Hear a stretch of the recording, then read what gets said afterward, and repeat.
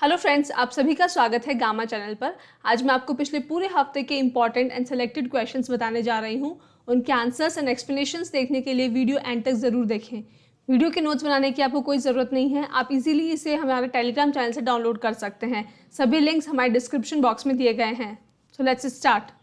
First question of the week, Indian Olympic association की first women president इनमें से कौन इलेक्ट हुई हैं? The answer is B PT Usha. Miss PT Usha legendary Indian athlete है। उन्होंने कई एशियन गेम्स में गोल्ड मेडल जीता है। 1984 लॉस एंजलिस ओलंपिक में 400 मीटर हर्डल रेस में उन्होंने 4th प्लेस पे फिनिश किया था। तो वो अब इंडियन ओलंपिक एसोसिएशन और you can say Indian Olympic committee की हेड होंगी। ये बॉडी रिस्पॉन्सिबल है फॉर सेलेक्टिंग एथलीट्स जो कि इंडिया को रिप्रेजेंट करेंगे इन Olympic games, Asian games, Commonwealth games and other international athletic meets. साथ ही इस कमेटी का काम है इंडियन टीम्स को इन इवेंट्स में मैनेज करना। आईओसी को क्रिएट किया गया था 1927 में। इसके हेडक्वार्टर्स हैं न्यू दिल्ली में। नेक्स्ट क्वेश्चन, यूनाइटेड स्टेट्स द्वारा प्रिंटेड किन फर्स्ट बैंक नोट्स पे महिलाओं के हस्ताक्षर हैं? The answer is D, that means $1 and $5 नोट। US treasury United States of America's finance ministry ने first US bank notes print किए हैं जिन पे 2 महिलाओं के हस्ताक्षर हैं। These women are Secretary of Treasury, that means American Finance Minister, Janet Yellen and Lynn Malherbe। और नोट्स होंगे $1 एंड $5। यूएस करेंसी नोट्स को पॉपुलरली ग्रीन बैक भी कहा जाता है। Next question, Hurun global 500 ranking in the list of valuable companies में India की rank क्या है? The answer is D, 5th। According to this ranking India में 20 मोस्ट वैल्यूएबल कंपनीज है जिसकी वजह से इंडिया इस रैंकिंग में 5th पोजीशन पे है। इंडिया में टॉप इंडस्ट्री है रिलायंस इंडस्ट्रीज जो कि वर्ल्ड में 34th रैंक पे है। It is followed by Tata consultancy services and HDFC bank. Eight global level Apple is the most valuable company which is followed by Microsoft. 3rd rank पे पहले Amazon था which is now replaced by alphabet, the parent company of Google. Next question, इनमें से कौन सी state ऐसी पहली state बनने जा रही है जो कि अपना खुद का क्लाइमेट चेंज मिशन लॉन्च करेगी? द आंसर इज ए, तमिलनाडु। तमिलनाडु ने लास्ट ईयर सितंबर में ग्रीन तमिलनाडु मिशन लॉन्च किया था। इस साल अगस्त में तमिलनाडु वेटलैंड्स मिशन लॉन्च किया है। एक special purpose vehicle Tamil Nadu green climate company Tamil Nadu में state climate action plan implement करने जा रही है। तमिलनाडु द्वारा लिया गया ये बहुत अच्छा इनिशिएटिव है विच शोज़ ये स्टेट कितनी कंसर्न है अपने क्लाइमेट को लेकर के। तमिलनाडु के चीफ मिनिस्टर हैं MK स्टैलिन और वहाँ की कैपिटल है चेन्नई जिसे पहले मद्रास के नाम से जाना जाता था। नेक्स्ट क्वेश्चन, इनमें से किस स्टेट में इंडिया का पहला कार्बन न्यूट्रल फार्म इनॉग्रेट किया जा रहा है? The answer is C, Kerala. Carbon neutral होने का मतलब होता है जितना कार्बन का एमिशन हो रहा है उतना ही उसका एब्जॉर्प्शन हो रहा है। दैट मीन्स एनवायरनमेंट में कोई भी कार्बन एमिशन नहीं है, it is zero. That means the process is carbon neutral. तो केरला के अलुवा में एक ऐसा सीड फार्म बनाया गया है जिसने पिछले 1 साल में 43 टन्स कार्बन एमिट किया है, बट इसका ओवरऑल प्रोक्योरमेंट है 213 टन्स ऑफ कार्बन, जिसकी वजह से ये पहला इंडिया का कार्बन न्यूट्रल सीड फार्म है। केरला के चीफ मिनिस्टर है पिनरई विजयन और इसकी कैपिटल है त्रिवेंद्रम। डियर स्टूडेंट्स, अगर सभी एग्जाम रिलेटेड कंटेंट आप एक ही चैनल पर चाहते हो तो अभी इस चैनल को सब्सक्राइब करें और बेल आइकन को प्रेस करें। और अगर एग्जाम प्रेप को आप हाई लेवल पर ले जाना चाहते हैं तो डिस्क्रिप्शन में आपको ऐप और टेलीग्राम चैनल का लिंक मिल जाएगा। Next question, Ayushman Bharat health account ID generation category में इनमें से किस स्टेट या यूटी को फर्स्ट प्राइज मिला है? The answer is C, Jammu and Kashmir. 12 दिसंबर को universal health coverage day celebrate किया जाता है। उसी सेलिब्रेशन के तहत जम्मू कश्मीर को Ayushman Bharat health account ID generation में फर्स्ट प्राइज और टेली कंसल्टेशन में सेकंड प्राइज मिला है।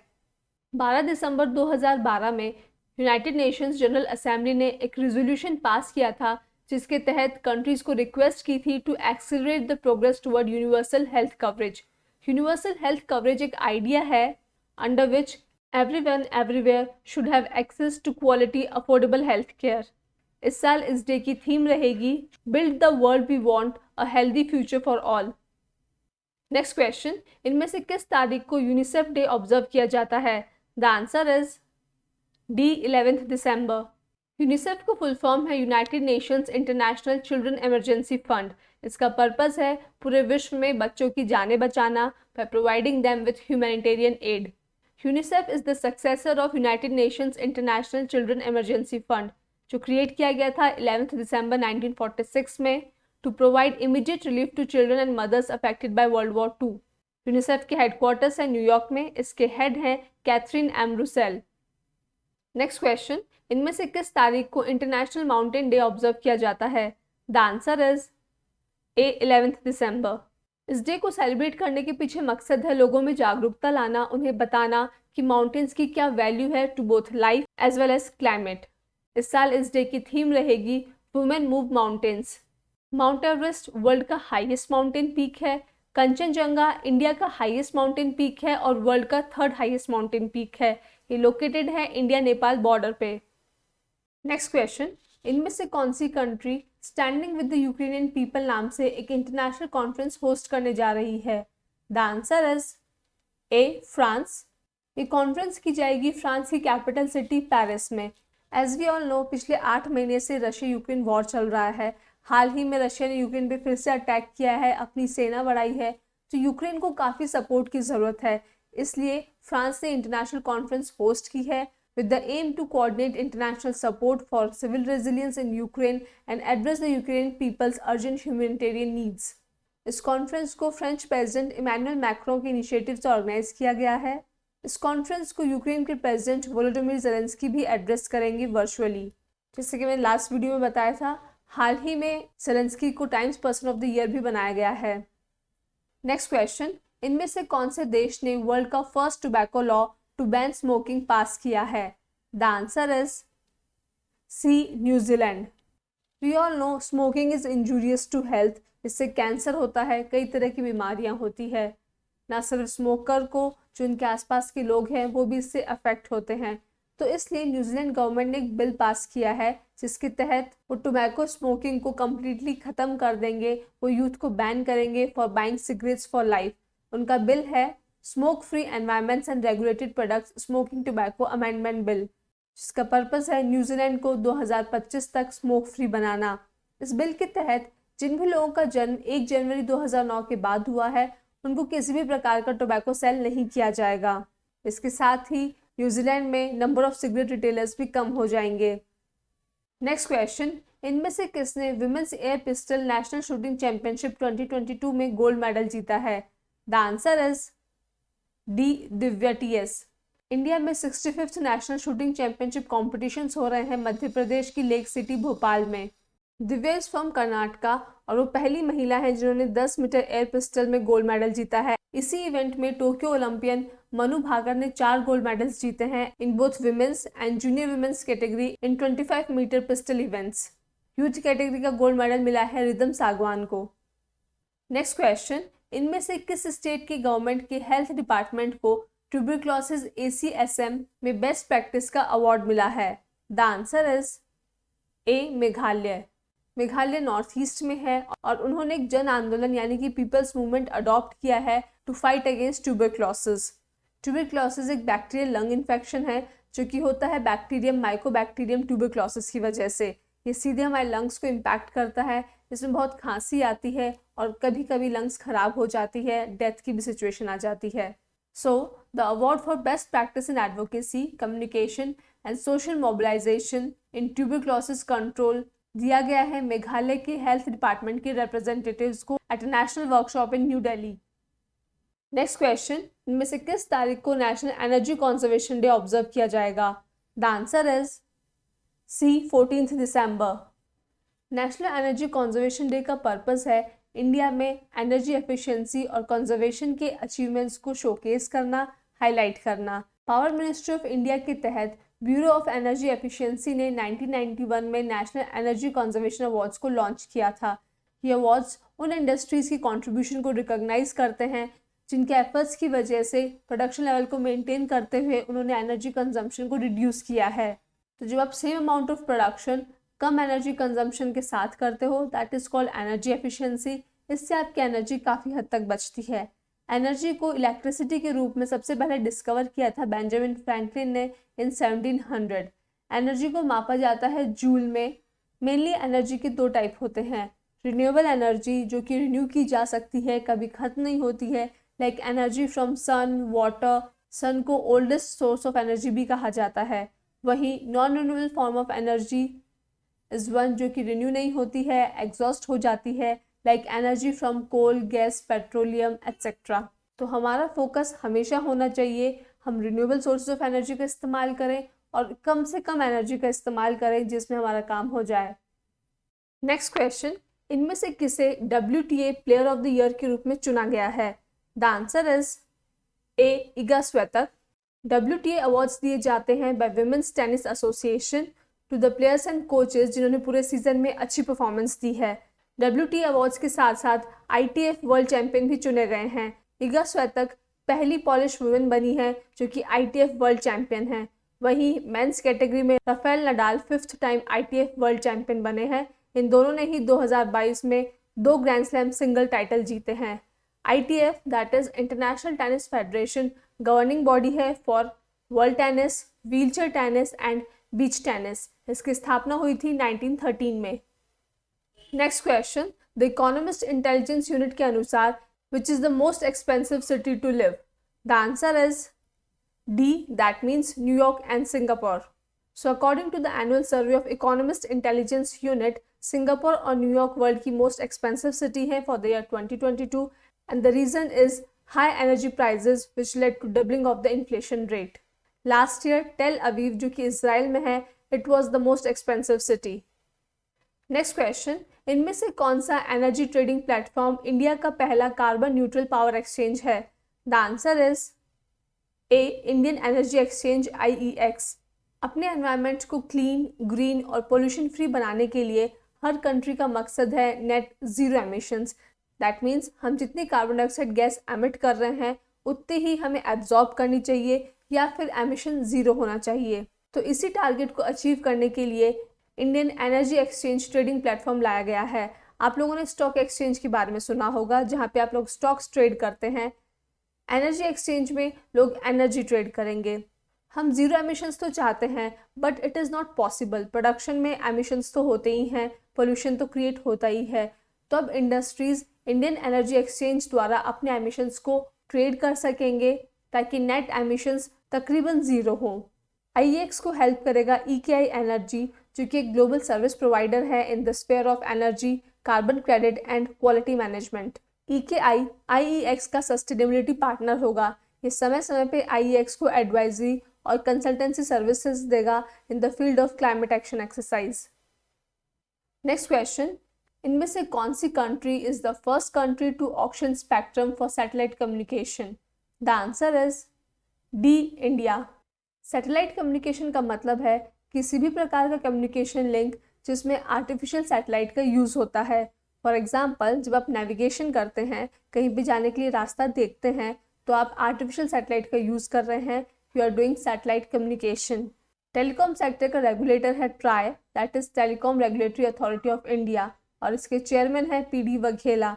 उन्होंने हाल ही में एक broadband India forum summit on satcom में अनाउंस किया है कि वो सैटेलाइट कम्युनिकेशन के स्पेक्ट्रम को भी ऑक्शन करेंगे सो दैट टेलीकॉम सेक्टर में ज़्यादा से ज़्यादा इन्वेस्टमेंट को अट्रैक्ट किया जा सके। नेक्स्ट क्वेश्चन, यूनाइटेड नेशन के वर्ल्ड के टॉप 10 इनिशिएटिव्स में इनमें से किस इंडियन प्रोजेक्ट और इनिशिएटिव को रैंक मिली है? The answer is D, Namami Gange. Namami Gange initiative है to rejuvenate India sacred river Ganga, जो कि इंडिया की लार्जेस्ट रिवर भी है, एक होली रिवर है, इसे हम माता की तरह पूजते हैं।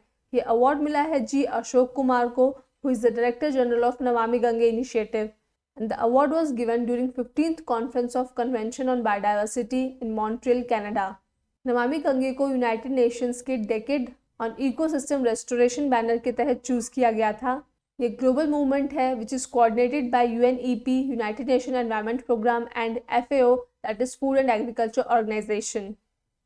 नेक्स्ट क्वेश्चन, वर्ल्ड के स्ट्रॉन्गेस्ट पासपोर्ट लिस्ट में इंडिया की रैंक क्या है? The answer is C, 87th। Passport index 2022 is published by art and capital, जो कि कंट्रीज को स्ट्रॉन्गेस्ट और वीकेस्ट पासपोर्ट के रूप में रैंक करता है। UAE has the strongest passport in the world, UAE के होल्डर्स 180 कंट्रीज में वीज़ा फ्री और वीज़ा ऑन अराइवल की बेसिस पर ट्रैवल कर सकते हैं। इंडियंस सिर्फ 24 कंट्रीज में विदाउट वीज़ा ट्रैवल कर सकते हैं। वहीं अफगानिस्तान का passport is the weakest passport और हेनले पासपोर्ट इंडेक्स के मुताबिक जापान का पासपोर्ट सबसे स्ट्रॉन्ग है। नेक्स्ट क्वेश्चन, इनमें से किस एयरलाइन कंपनी को safety performer of the year का अवार्ड मिला है? The answer is B, SpiceJet. ये अवार्ड दिया गया है by GMR Delhi airport. GMR एक कंपनी है जिसकी फाउंडर है जीएम राव और इनका दिल्ली के इंदिरा गांधी एयरपोर्ट में लगभग 50% पार्टनरशिप है। स्पाइस जेट को अवार्ड मिला है for being the top performer among the self handling airlines and significantly reducing ground safety violations. India का largest airport in terms of area है Rajiv Gandhi International Airport of Hyderabad. वहीं दिल्ली का Indira Gandhi airport is the biggest, best and busiest airport in India. Next question, 2022 के अंत तक India के पास कितने GI tags आ चुके हैं? The answer is D, 432।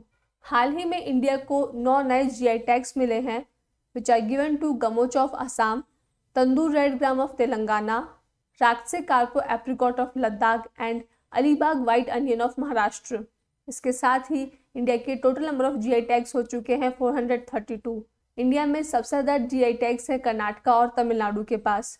Just like patent, trademark, GI is also a sign जो कि उन प्रोडक्ट्स को मिलता है जो किसी स्पेसिफिक जोग्राफिकल रीजन को बिलोंग करते हैं और वहाँ की क्वालिटीज़ को पजेस करते हैं। नेक्स्ट क्वेश्चन, इनमें से किस कंपनी ने जेपी ग्रुप को अक्वायर किया है? The answer is C, Dalmia cement Bharat limited. JP group cement industry से अपने बिजनेस को डाइवेस्ट कर रहे हैं। लास्ट ईयर भी उन्होंने अल्ट्राटेक को कुछ शेयर्स सेल किए थे और अब वो अपना क्लिंकर, सीमेंट और पावर प्लांट सेल कर रहे हैं डालमिया ग्रुप को। JP group is the flagship company of Jaiprakash associates limited. इनके असेट्स सिचुएटेड है मध्य प्रदेश, उत्तर प्रदेश और छत्तीसगढ़ में। नेक्स्ट क्वेश्चन, ब्लूमबर्ग लिस्ट 2022 के मुताबिक who is the biggest deal maker in Asia? The answer is C, Gautam Adani.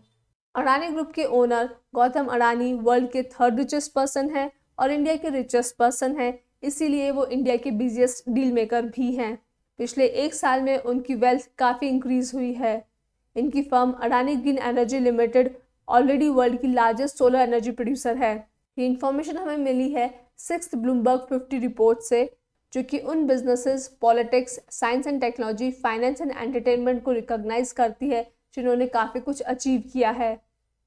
Next question, brave hearts of Bharat book के author इनमें से कौन हैं? The answer is D, Vikram Sampath. Brave hearts of Bharat vignettes from Indian history एक anthology है। That means इसमें 15 stories है of man and women, किस प्रकार वो अपने फ्रीडम और करेज को पाने के लिए स्ट्रगल करते हैं।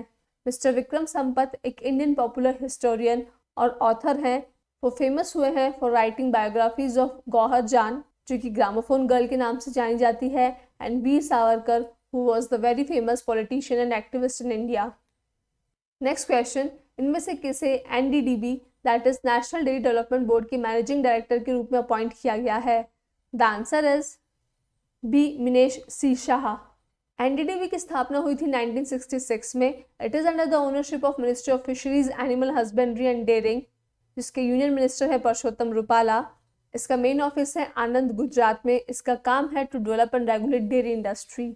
एनडीडीबी के पहले चेयरमैन थे वर्गीस कुरियन, जिन्हें इंडिया में फादर ऑफ व्हाइट रेवोल्यूशन के नाम से भी जाना जाता है। इनकी वजह से इंडिया में मिल्क प्रोडक्शन में बूम आया था।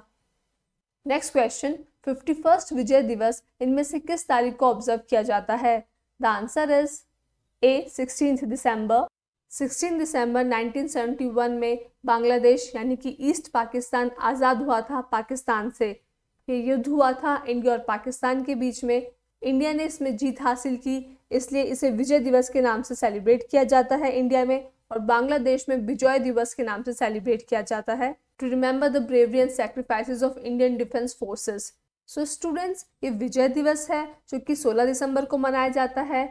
वहीं जब इंडिया 1999 में 26 जुलाई को पाकिस्तान से जीता था, उसकी याद में कारगिल विजय दिवस सेलिब्रेट किया जाता है। So that is the end. I hope आप लोग को वीडियो पसंद आया होगा।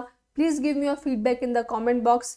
Thank you for watching. Keep learning, keep revising. जय हिंद, जय भारत।